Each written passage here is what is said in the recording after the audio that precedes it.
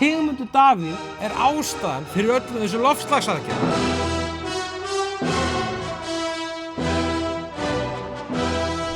Hæ, Júlíus Vigó, formaður SÚS og verið velkominn í Leiðarann. Nýtt ár hafið, þingið tekið til starfa og verðmætasköpunarhaustið í baksýnisspeglinum. Verkstjórnin hefur skilað litlu öðru en hærri sköttum og útgjöldum og verðbólgan strax farin að hækka. En eitt skýrðist þó í haust. Sjálfstæðisflokkurinn eini hægri flokkurinn á Íslandi. Eini flokkurinn sem lagði fram tillögur hællalaus hægri fjárlög. Viðreisn náttúrulega ber ábyrgð á þessum skattahækkana drasl fjárlögum, en Miðflokkurinn, hann skilaði auðu. En hver eiginlega ástæðan fyrir því að Miðflokkurinn svona getulaus þegar kemur að efnahagsmálum? Jú, það vegna þess að hann að reyna að vera tveir hlutir á sama tíma. Hann vill vera flokkur ósáttra hægrimanna á sama tíma og hann vill sópa upp fylgi flokks fólksins með fyrirgreiðslustjórnmálum. Og þetta tvíþætta eðli Miðflokksins sést svart á hvítu í skoðanakönnunum og í atkvæðagreiðslum þingflokksins.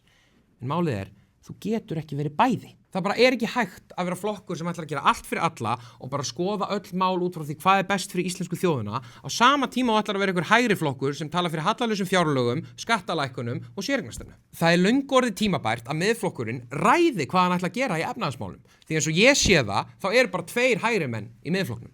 Og restin af þeim bara efnahagslegir vinstri menn sem íhaldssamir. Því þegar það kemur að rekstri ekkert gagn í þingmönnum sem segja skemmtilega hluti en eru lélegir í vinnunni, sem í þessu tilfelli rekstur samfélagsins. En nú þegar ég segi þetta, þá get ég lofað ykkur því að ungi Miðflokksmenn munu benda á syndi feðranna og reyna að gengisfella alla gagnrýni með að tala fortíðina. Þeir gera það líka í hvert einasta skipti sem að við gagnrýnum vinstristjórnina sem að fer með raunverulegu völdin í þessu samfélagi. Virðist vera eina sem að þeir hata meira en vinstri menn hægri menn. Eins og til dæmis þegar við gagnrýndum hækkun vörugjalda, þá voru þeir ekki með okkur í liði í að sýna vinstristjórninni aðhald, heldur vildi sundkappinn knái mikið frekar reyna að klína ábyrgðinni á okkur. Og burtséð frá því að við bárum ekki ábyrgð á þessari loftslagsaðgerð, væri ekki gott að spyrja sig af hverju Ísland yfir höfuð skuldbundið í allar þessar loftslagsaðgerðir. Hver ber eiginlega ábyrgð á því? We have gathered here to give support to a new climate agreement which will benefit all of us. It is my hope that Paris will bring us an agreement that will avert catastrophic climate change. My government has announced projects aimed at speeding up the decarbonisation of transport, fisheries and agriculture. Iceland supports an ambitious Paris agreement that will keep us within the 2-degree goal. We will do our part in a global effort for a low-carbon future. Þetta ykkar maður, sko. Sigmundur Davíð, formaður Miðflokksins, sem trommaði til Parísar, skrifaði undir Parísarsáttmálann, barðist meira segja fyrir auknum skuldbindingu fyrir Ísland umfram það sem stóð til. Sigmundur Davíð ástæðan fyrir öllum þessu loftslagsaðgerðum. Við getum alveg haldið áfram að tala fortíðina, en við viljum tala framtíðina. Við viljum tala það hvernig við leysum öll þessi vandamál sem vinstristjórnin að baka þjóðinni.